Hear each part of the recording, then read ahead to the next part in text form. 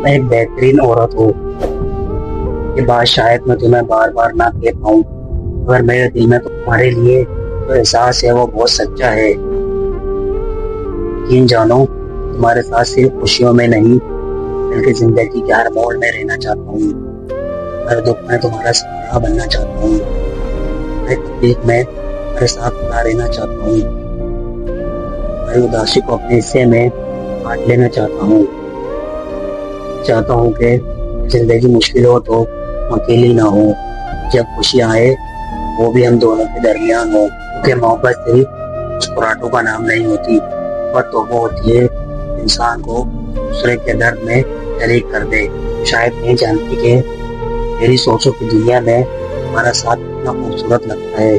जब मैं अपनी आने वाली जिंदगी का तस्वुर करता हूँ तो इसमें तुम्हारा वजूद एक सुकून की तरह शामिल होता है। सच कहूँ तो ये तुमसे बहुत मोहब्बत है, इस कदर के मेरी दिल को यकीन है तुम वाकई दुनिया की बेहतरीन औरत हो।